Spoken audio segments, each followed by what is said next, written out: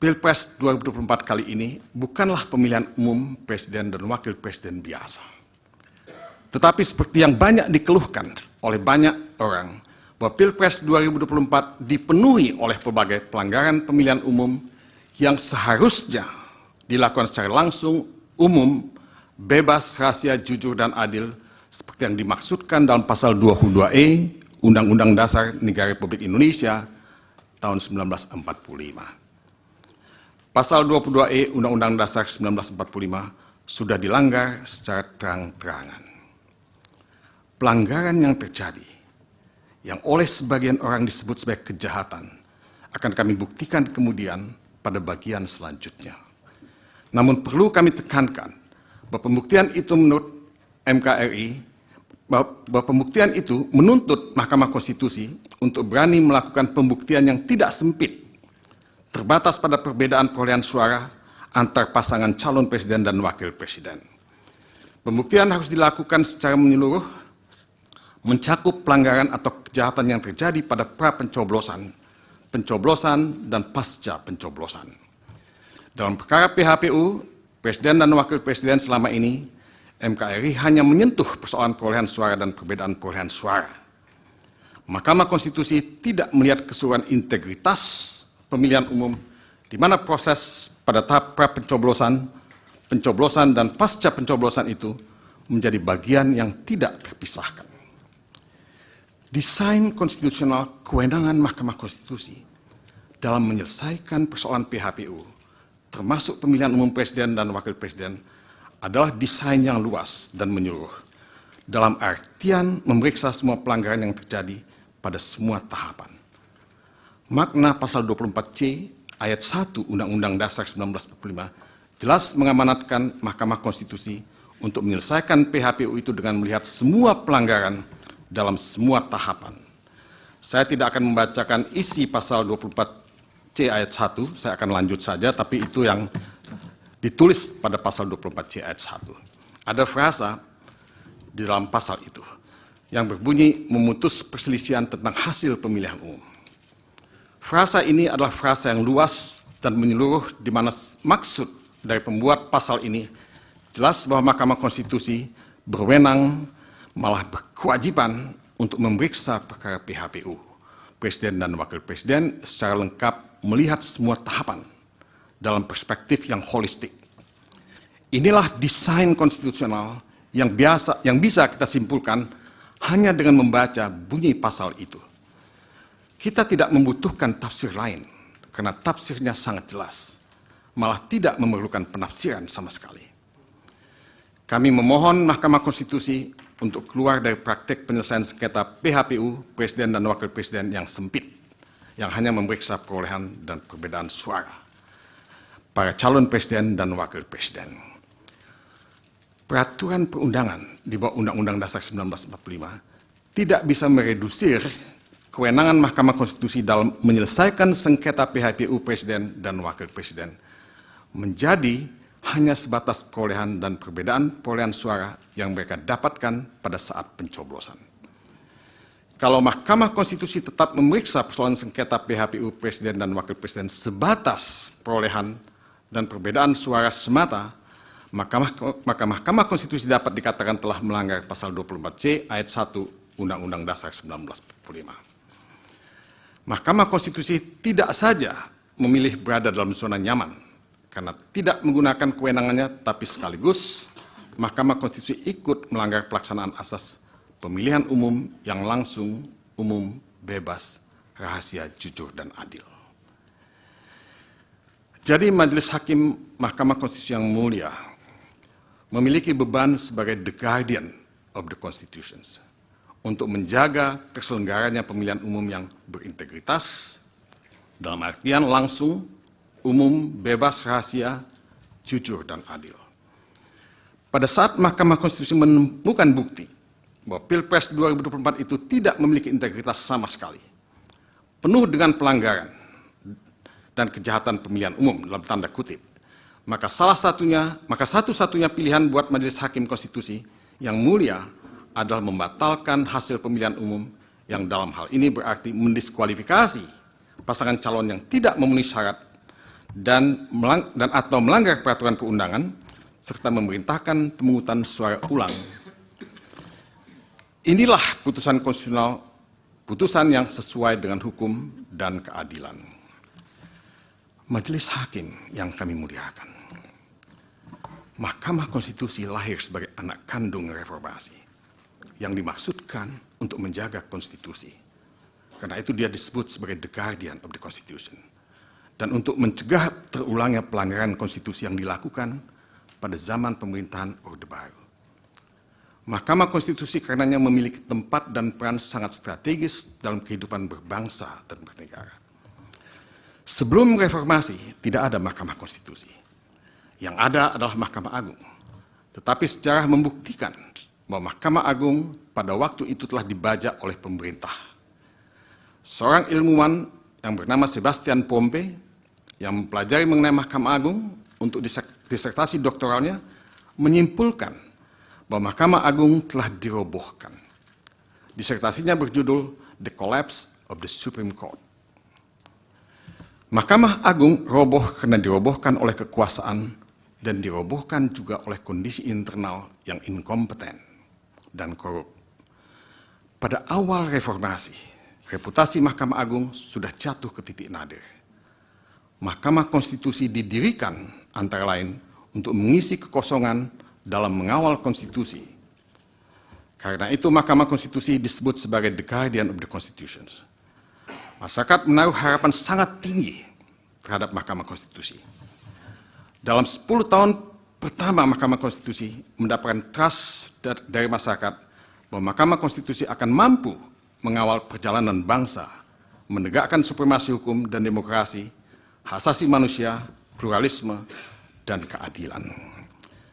Akan tetapi, Mahkamah Konstitusi secara bertahap mengalami kemunduran. Bukan saja karena putusan-putusan yang mencederai rasa keadilan, tetapi juga karena korupsi yang melibatkan hakim konstitusi termasuk ketuanya Akil Mukhtar. Puncak dari robohnya dan hancurnya kredibilitas dan integritas Mahkamah Konstitusi terjadi ketika putusan Mahkamah Konstitusi nomor 90 dilahirkan, di mana nepotisme dan kolusi tampil secara telanjang di depan mata kita. Di mana seorang paman yang menjabat sebagai ketua Mahkamah Konstitusi berhasil melahirkan putusan yang melanggar hukum dan etika, memberikan karpet merah kepada keponakannya, Gibran Rakabuming Raka, untuk menjadi calon wakil presiden dari Prabowo Subianto. Tidak berlebihan kalau disebutkan bahwa Mahkamah Konstitusi telah berubah menjadi mahkamah yang memalukan, a same institution, seperti yang ditudingkan kepada Mahkamah Konstitusi di Belarus. Majelis Hakim yang kami muliakan, membaca putusan Majelis Kehormatan Mahkamah Konstitusi, selanjutnya disebut MKMK, nomor 02 tahun 2023, yang menyatakan bahwa semua hakim konstitusi terbukti melanggar etika, jelas sangat membuat semua kita sedih dan marah.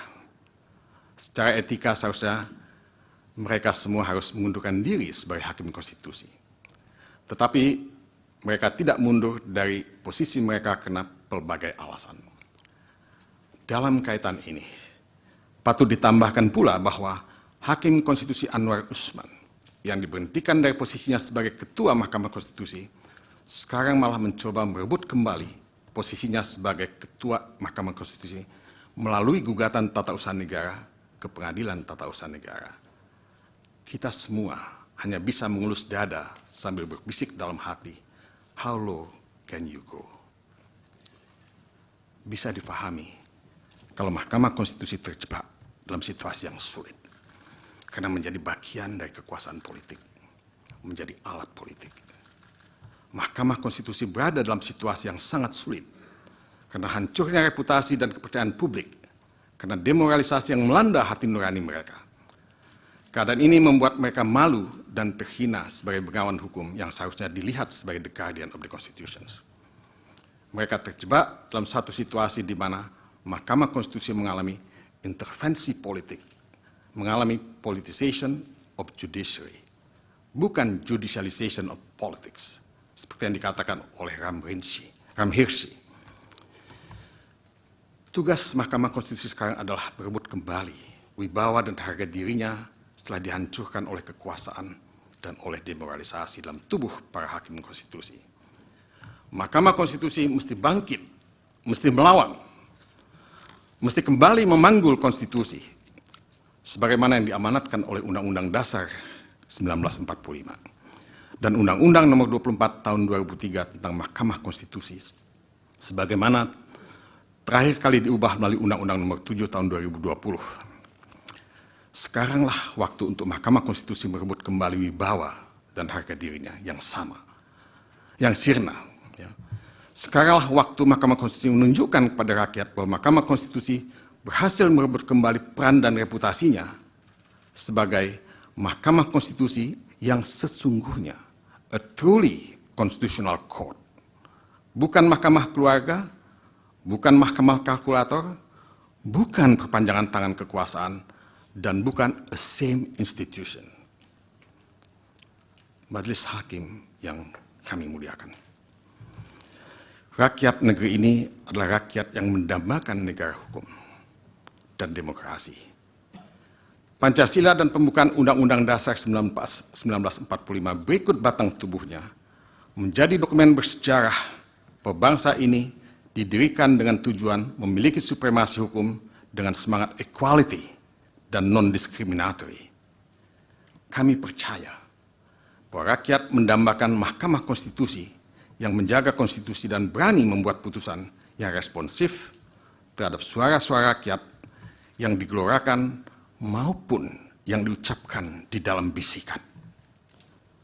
Dalam kaitannya dengan petitum yang tadi kami ucapkan lebih awal, maka Mahkamah Konstitusi harus berani membuat putusan mendiskualifikasi Prabowo Subianto dan Gibran Raka Buming Raka sebagai pasangan calon presiden dan wakil presiden peserta pemilihan umum presiden dan wakil presiden tahun 2024 dengan nomor urut 2. Karena pelanggaran hukum dan etika dalam proses pendaftaran yang dilakukan melalui putusan MK nomor 90 dan penerimaan serta penetapan pasangan calon nomor urut 2 oleh termohon ketika peraturan Komisi Pemilihan Umum nomor 19 tahun 2003 tentang pencalonan peserta pemilihan umum presiden dan wakil presiden masih belum diubah sama sekali. Di sini telah terjadi manipulasi hukum yang dilakukan baik oleh Mahkamah Konstitusi maupun termohon yang tanpa memperhatikan peraturan perundangan secara serta-merta memperlakukan putusan Mahkamah Konstitusi nomor 90 secara sewenang-wenang atau arbitrary. Mari kita baca pemikiran dari advokat Yusril Issa Mahendra. Dua hakim yang setuju dengan alasan berbeda atau concurring opinion jika diteliti lagi, maka jawabannya adalah menolak atau dissenting opinion. Sehingga lanjutnya ada 6 hakim yang dissenting opinion terhadap aturan dan hanya 3 orang hakim setuju. Di sini saya bilang terjadi penyeludupan hukum. Ini diucapkan oleh advokat Yusril Issa Mahendra. Meskipun analisis dari advokat Yusril Issa Mahendra berbeda dengan analisis pemohon di dalam permohonan ini, di mana pemohon dalam pokok perkara akan menjelaskan bahwa putusan Mahkamah Konstitusi nomor 90 merupakan plurality decision.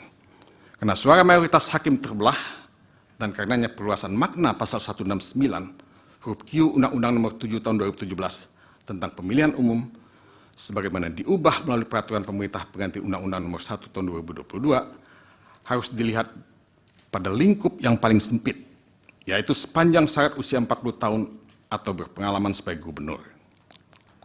Namun kami menyetujui apa yang dikatakan oleh advokat Yusril Issa Mahendra, bahwa terdapat penyeludupan hukum yang secara terang-terangan dilakukan di muka publik tanpa rasa malu.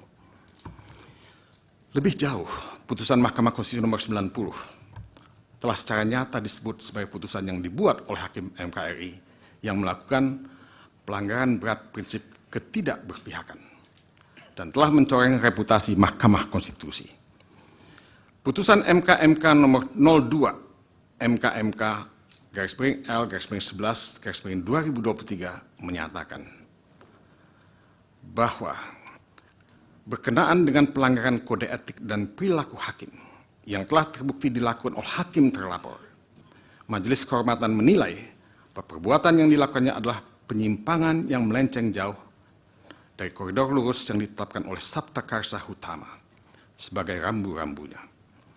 Perbuatannya yang ikut serta mengadili dan memutus perkara dengan potensi benturan kepentingan dan kemudian putusan dimaksud memberi keuntungan kepada kerabatnya merupakan pelanggaran berat prinsip ketidakberpihakan. Perilakunya pun telah mencoreng reputasi Mahkamah Konstitusi yang digadang-gadang memiliki citra sebagai institusi. Imbasnya, pelanggaran yang dilakukan hakim terlapor pun membuat pudar kepercayaan publik kepada MK. Padahal dalam waktu dekat MK dihadapkan oleh persoalan maha dahsyat untuk menyelesaikan persoalan perselisihan hasil pemilihan umum yang syarat dengan kepentingan politik. Termohon sebagai penyelenggara pemilu memperburuk pelanggaran hukum yang terjadi ketika menerima dan menetapkan pasangan calon nomor urut 2. Padahal PKPU nomor 19 belum sama sekali diubah. Rezim PKPU nomor 19 tahun 2023 masih mensyaratkan usia 40 tahun untuk dipenuhi oleh calon presiden dan wakil presiden. Ironisnya, termohon merasa tidak perlu mengubah PKPU nomor 19 tahun 2023 terlebih dahulu untuk menerima dan menetapkan pasangan calon nomor urut 2. Termohon dengan demikian secara sengaja, by intention, melanggar ketentuan perundang-undangan dengan telanjang. Jadi pendaftaran pasangan calon nomor urut 2 harus dikatakan mengandung cacat juridis dan harus dibatalkan atau voidable. Bisa dimengerti kalau para komisioner termohon dilaporkan ke Dewan Kehormatan Penyelenggara Pemilu atau DKPP. Dan DKPP pun telah menyatakan termohon melanggar etika dan memberikan peringatan keras tertulis kepada Ketua KPU Hashim Asyari. Saya tidak membacakan apa yang ditulis oleh DKPP. Tapi itu diberikan peringatan keras terakhir. Sangat jelas bahwa pendaftaran dan penetapan pasangan calon nomor urut 2 melanggar hukum dan etika, cacat prosedural, dan harus dibatalkan. Tetapi harus ditambahkan pula bahwa keseluruhan proses pemilihan umum dalam hal ini Pilpres 2024 penuh dengan pelanggaran yang serius yang harus dikategorikan sebagai pelanggaran yang sifatnya terstruktur, sistematis, dan masif atau TSM. Badan Pengawas Pemilihan Umum atau Bawaslu pada tanggal 15 Februari 2024 sehari setelah pencoblosan mengeluarkan siaran pers yang intinya menyatakan ada 19 masalah pada pemungutan dan penghitungan suara Pilpres 2024 yang diantaranya terdiri dari ada 37.466 tempat pemungutan suara, selanjutnya disebut TPS, yang mengalami pembukaan pemungutan suara di atas pukul 7 waktu setempat. Ada 12.284 TPS di mana alat bantu disabilitas netra tidak tersedia. Ada 10.496 TPS di mana logistik pemungutan suara tidak lengkap. Ada 8.219 TPS di mana pemilih khusus menggunakan hak pilihnya tidak sesuai dengan domisili KTP elektronik. Ada 6.084 TPS di mana terdapat surat suara tertukar. Ada 5.449 TPS di mana KPPS tidak menjelaskan tata cara pelaksanaan pemungutan dan penghitungan suara. Ada 2.271 TPS di mana didapati terjadi intimidasi kepada pemilih dan atau penyelenggara pemilu di TPS. Dan masalah-masalah lainnya yang tidak saya kutip pada kesempatan ini. Majelis Hakim yang kami muliakan, semua masalah yang dikemukakan oleh Bawaslu di atas bukanlah masalah sepele. Dan masalah itu akan lebih bertumpuk lagi kalau kita menambahkannya dengan masalah-masalah yang pada dasarnya harus ditafsirkan sebagai pelanggaran atau kejahatan pemilihan umum yang ditemukan di media maupun oleh pihak-pihak yang lain termasuk tim pemenangan pasangan calon presiden dan wakil presiden pada tahun 2024. Kami sebagai pemohon mencatat ribuan pelanggaran pemilihan umum pada tahap pra-pemilihan yang sangat serius dan pasti mempengaruhi perilaku pemilih yang mencoblos di TPS pada tanggal 14 Februari. Pelanggaran yang terjadi mencakup intervensi kekuasaan, ketidaknetralan aparat penegak hukum, aparat sipil negara atau ASN, maupun kepala desa, politisasi bantuan sosial, blackmail campaign, dan pelanggaran-pelanggaran lainnya yang seluruhnya bersumber dari satu hal, adanya nepotisme yang dilakukan oleh Presiden Joko Widodo yang kemudian melahirkan abuse of power terkoordinasi guna memenangkan pasangan calon nomor urut 2 dalam satu putaran. Nepotisme yang dilakukan oleh Presiden Joko Widodo dalam Pilpres 2024 dilakukan begitu rapi, secara terstruktur, sistematis, dan masif, yang pada akhirnya membuat Pilpres 2024 hanya menjadi aksi teatrikal belaka. Anggaran negara dihabiskan, etika diabaikan, demokrasi dirusak. Demi apa semua ini dilakukan? Jawabannya sekali lagi hanya satu, memenangkan pasangan calon nomor urut 2 dalam satu putaran. Ketika semua pelanggaran tadi ditambah dengan jumlah pelanggaran yang dicatat oleh pemantau pemilu, termasuk masyarakat sipil atau civil society, maka akan terang benderang di mata kita semua bahwa Pilpres 2024 ini adalah pemilihan umum terburuk sepanjang sejarah pemilihan umum kita. Karena magnitude pelanggaran yang begitu terstruktur, sistematis, dan masif, maka sangat beralasan kalau Mahkamah Konstitusi memutuskan diadakannya pemungutan suara ulang di seluruh Indonesia, karena hanya hal inilah yang mampu memulihkan kembali integritas pemilihan umum dan pemilihan presiden di bumi tanah air Indonesia. Majelis Hakim yang mulia,